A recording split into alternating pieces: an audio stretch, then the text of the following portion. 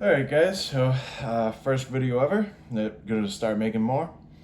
A little bit about myself. I served the infantry for a few years, and I want to get into the basics of reloading and start talking about some firearms that are up and coming or that aren't really as talked about as some of the bigger names like Sig Sauer, Smith & Wesson, Glock, etc. So, but today we're going to be talking about, and this weapon everything's cleared for safety, the Canik TP9 Combat Elite. Now, my relationship with Canik is nothing. I went and bought this myself, and I was real skeptical at first because I do like my guns rugged. I do like them reliable, and I am not nice to my weapons when I take them to the range. But honestly, there is not enough good things I can say about this damn pistol. This is actually my everyday carry now. So let's just start off with the fact that they give you everything. It comes with a hardened case, nice styrofoam inside. It's a little big, so I would show you guys, but it's down here on the floor. It comes with a trigger lock. It comes with a bunch of hardware, which I will get into later, that you can customize on your gun. Here's a little case, and you can probably see it's filled with screws and Allen keys and whatnot. It comes with a speed loader. It comes with a one of those chamber blocks you can put in. It comes with a wrench, and it comes with extra back straps so you can change the size of your back strap on the weapon. But without further ado, let's get into it. So we'll go from back to front here. One last thing before I forget, it does come with a nice holster. I mean, there's no retention on this thing, meaning you don't need to press a button or flip a strap over or whatever to get it out of the holster. You just pull on it, but there is a lot of retention there on the holster itself. If you're gonna get tackled, to fall on the ground, work upside down, climb, whatever, it's definitely not gonna come out. The belt loop straps, really fucking great. They're real strong. And it can, like I said, it can be inside waistband or outside waistband. If you're gonna run inside waistband, I suggest appendix carrying. It is a little bit more comfortable, seeing as it is a molded holster, meaning when it's on the outside of your body, you can see it's kind of curved. When it's on the outside of your body, it fits up against your hip or your back real well. But I find that appendix carrying on the inside waistband is the most comfortable way to inside waistband carry this weapon with that specific holster. So the back straps, stippling right here. You got some grip on both sides right here, some more stippling in the front. A flared magwell. Now there's a lot to be said because this weapon is Turkish made, and I know a lot of you are familiar with Mossberg. That's Turkish made. Very nice, rugged, reliable shotguns. They have been stepping it up on their pistols, not Mossberg specifically, just the Turks. And this is a product of some real modern ingenuity. It is a nice pistol to carry, and for the price, I mean, you can't beat it. I went and bought this for $700, and they gave me a cash discount because I used cash, so it was less than $700. And it comes with the case, the holster, the hardware, which I will get into, your back straps, this and that. But if we notice, going from back to front, your back straps, the stippling, you have a flared magwell. So, and however they design this, I don't know why. You don't even need to really assist it. You notice I kind of put it in there sideways a little bit. It just wants to shove itself in there, no matter which way you go with it. And obviously, if you're working through a malfunction, or you need to reload and you're under the stress of combat, or you find yourself in a situation where you need to use one of these, it's nice and easy, it's quick. I mean, you're obviously gonna want to get it in there, and you're gonna force it in there because you're gonna be under stress. So you're gonna be like, fuck, jammed it in there, whatever. But the fact that it's tapered to someone who can't really function under the stress, or someone who's not well acquainted with firearms, or handicapped people, or women with small hands not able to, or even men with small hands unable to manipulate the weapon as fast as someone who can comfortably hold it. They really made a big difference with just that flared mag well. Now, if you'll notice, there is a mag release on this side, which I do not use because I'm a righty shooter, and there's a mag release on this side, and if you notice, it is extended. It pops out a little bit more. The cool thing about that is these are interchangeable, so you can actually put a larger or smaller mag release on there, and it will, obviously decrease or increase the size. So here's a little button.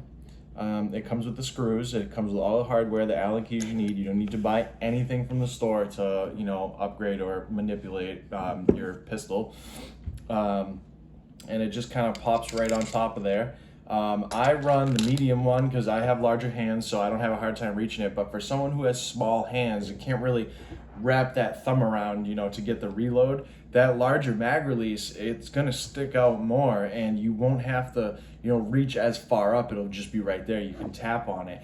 I find the larger one, is good for people with smaller hands. And to me, not so much, because, I ever did carry, and I just don't need my magazine popping out on me for whatever reason, because I have an extra large button on there and it gets hung up on everything.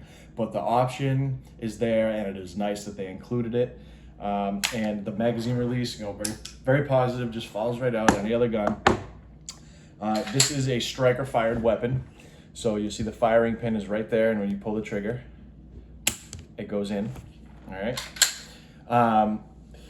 You got your serrations on the front, serrations on the rear of the slide, which is nice because sometimes you don't really get the front serrations. I know Glock does it, I know SIG does it, but it's nice, to be able to do a press check, and see if your shit's loaded. It also has a chamber loaded indicator. So if you'll see, this little nub right here sticks up, and it has a red dot on the side when it is loaded. Right, so there's that. This weapon is completely ambidextrous. Like I said, mag release on this side, mag release on this side. You'll see the slide release is also on the right side of the weapon for a left-handed shooter. And it is fairly, I just did that with my index finger. It's fairly loose. There's one on this side as well, like that. And, like just the curve right here, so you can get that nice high tang, that nice high grip on the weapon, so you're not, you're very accurate. And if you'll notice, they include some stippling right here for the more modern shooters, the modern pistol grip type shooting, where you just put your thumb along the slide right there, aim it down. And I know you guys are looking at this, right? Before we get to that, we have the undermount rail right here, flashlight laser. I know you guys are looking at this. This is a thread cap. So what this does is it just protects your threads while you're shooting, but this weapon, for under $700 where I got it from, is ready for a fucking suppressor. That is pretty goddamn sweet. All right, I don't recommend shooting this without the thread cap. You'll fuck your threads up, and then you won't be able to get your nice new suppressor that you paid a $200 retarded tax stamp on. So yeah, that's that. Never really fire that without that. Comes with a wrench. Comes with the exact wrench you need to put it on. Take it off. The sights are red. The front sight is red. No color on the rear sights. And these are interchangeable. It comes with 3 colors. You got red, orange, and green. I find that the red glows the brightest even under night. I do not recommend the green for daytime shooting. If you're gonna shoot this competition style, whatever, you're gonna have a red dot sight on there. And that brings me to my next piece. Is it comes with a mounting plate, and if you'll notice, you have 2 screws right here, and the rear sight comes off. And let me just grab this real quick. This mounting plate is number 1, and it goes right where your rear sights are. And it has number 1, number 2, and number 3 mounting plates, and it should cover all of your any sort of optic you want to put on a pistol. and the which optics fit on which mounting plate are in the manual. This is a 01.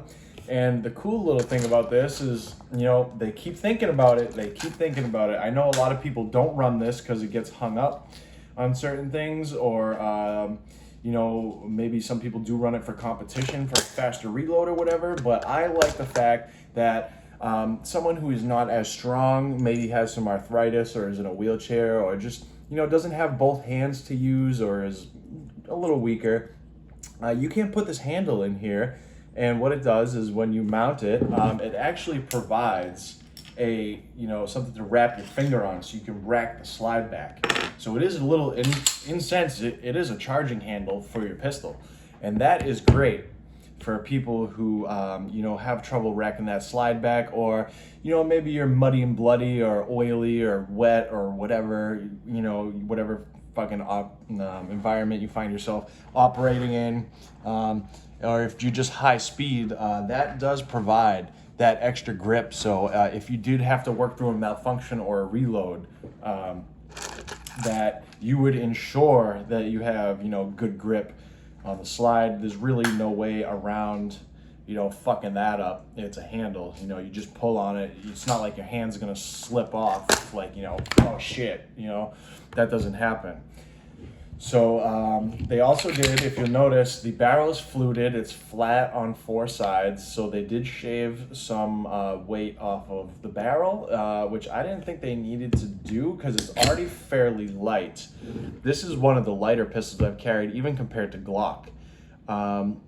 And just the way that they designed the slide, or the weight of it or whatever, is very nice, because I mean, with the modern shooting position, you don't want to lock your elbows out, right? You want to bring them in a little bit, and you want to tilt your wrist down just enough so that when you're firing and the pistol comes up, now 9mm is a snappy round. It doesn't have a lot of recoil, but it does snap up fairly well, right? So you want to have your wrist pointed down a little bit so that the pistol naturally returns to the same point you were shooting at. And you want that because you want to be able to put 1, 2, 3, 4, 5, however many shots you need in the same or about the same area as the first shot, right? You always want it to go where you want it to go. This pistol does that fairly well because the way the weight is designed, it's a little top heavy, so naturally it wants to sink down a little bit. So even if you were to lock your elbows out, right, and you can't really, you know, tilt your wrist down and see your sight at the same time, I know that's a problem people run into. Just no matter what, even firing this one-handed, the pistol just goes back to where it wants to be every time it wants to shoot. This is a nice weapon. The recoil is real low. You can get high up on the grip. You know, it's fully customizable, fully ambidextrous. You can put the red dot sight on there, and we're talking $700 or under, all right? You're paying $500 to $600 for a Glock, and then you're paying another $500 to $600 to get it milled and get all the shit you want on it, when you could spend $700 or less and get everything you wanted on your Glock already on the pistol. Now, here's the thing. This is the real kicker for me. This is where I really figured out that this was the pistol for me. It does have a chamber loaded indicator up here, but this trigger is stock, and let me tell you, it is $200 to probably $300 worth of trigger, all right, in this gun. Like, the rest of it is just a gun, but the trigger is something special. I mean, the guy at the store let me try out his aftermarket drop-in Glock trigger, and sure, it makes it crisp, and I know Glocks have that long, shitty fucking pull that, for whatever reason, everyone loves so much, and especially my wife, for whatever reason. But that aftermarket trigger on the Glock really eliminates that long pull. It gives you a crisper, you know, you hit the wall and then click, instead of that long squeeze until it finally goes off, which really sucks. I really hate that. A lot of people run into that and they hate it too. This, however, this blew this guy's aftermarket trigger out of the fucking water. I mean, seriously, if this thing is not in a holster and this gets hung up on a branch, it's gonna go off. It is light. There's probably 3 or 4 pounds of trigger pull, and what it is this is the only safety on the weapon, that little red piece, and it is light. light. Like I'm not even moving the gun and it's resting like that. See, oh, there it is, there it goes. All right, but you pull the trigger in and you immediately hit that wall, right? So you got about 3 to 4 millimeters of play, and you hit that wall and then click. And I'm telling you, it is so light, an infant could do it. It is bad. And then, right, the reset, maybe a millimeter, 2 millimeters, and she's ready to go again. I mean, dude, you can't beat it. You just can't. And I mean, I've mag dumped out of this, and you would have thought I was shooting full auto. And you know, it takes some practice to get that fast.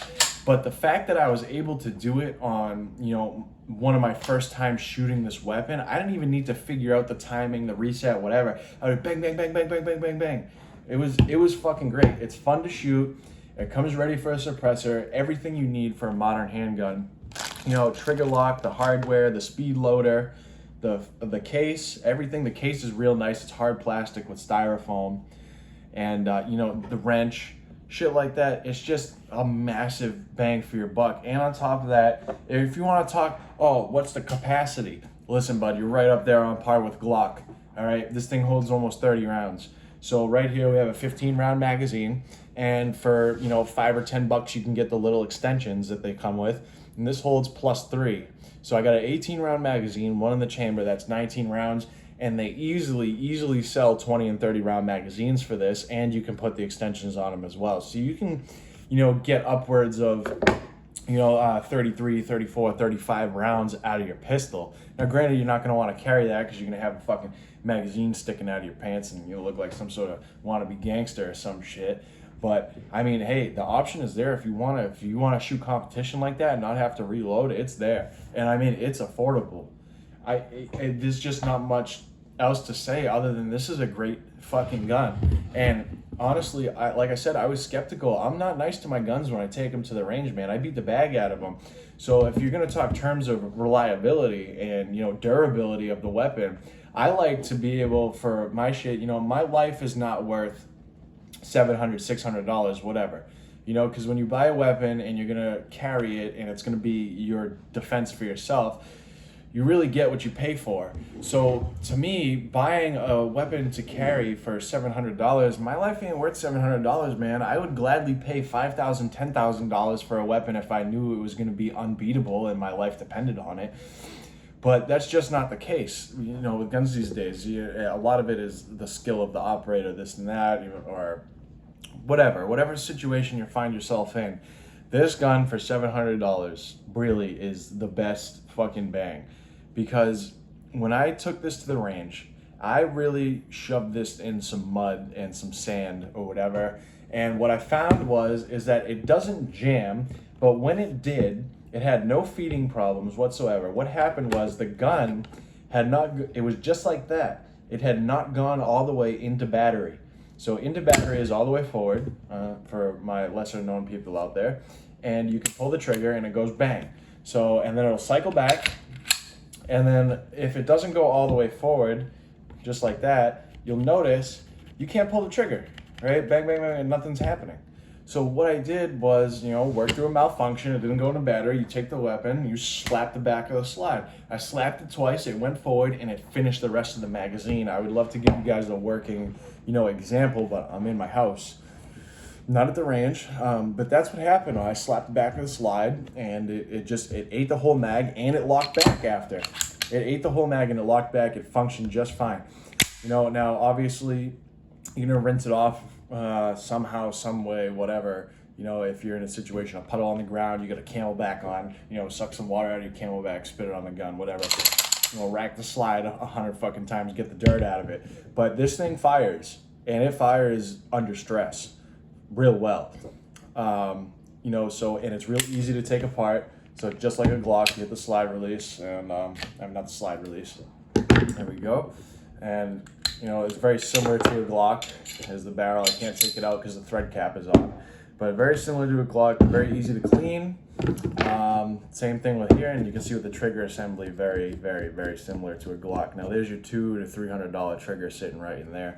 So we want to keep that as clean as possible. What I found out, when you're putting this gun through the fucking ringer and it's getting dirty, you can get as much shit, grime, dirt, sand, mud, whatever the fuck you want up here and in here, and the thing is gonna run. However, there is a gap right in there, right where the trigger starts to go in. Kind of like the hinge point. You see that little red piece is, that little triangle going in? Right in there.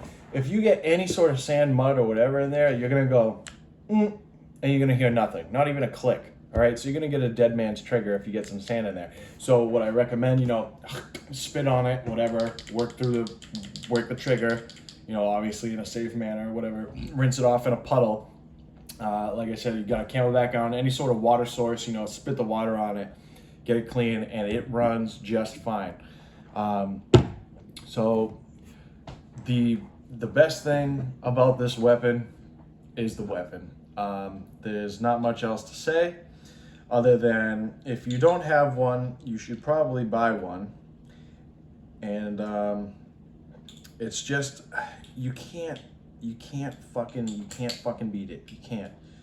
You can't. And I was so skeptical because, like I said, I like my weapons to be reliable. I've seen those situations go sideways. You know, I've seen some shit. So it's like, do you want a gun that is, you know, you want to be carrying a fucking Kel-Tec, you know, for $300, or do you want to spend the extra $400 and just, what the fuck is going on? Or do you want to spend the extra $400 and get that, wow, that's why. You want to spend the extra $400 and get the proper version, you know, of something that is combat ready. And, you know, just because it says TP9 Combat Elite, you know, like, it's not, this isn't one of the best pistols I've ever shot. However, this is one of the best stock pistols I've ever shot. It comes like this. I mean, this thing is ready. It is ready to go bang for whatever you need it for. And honestly, if you're skeptical about buying one of these, don't be, because people run these in competitions. People, you know, run these for home defense. I run this personally for an everyday carry. This thing is on my hip no matter where I go. And I mean, it has had 1,000+ rounds through it with no issues. And I beat the fucking bag out of it.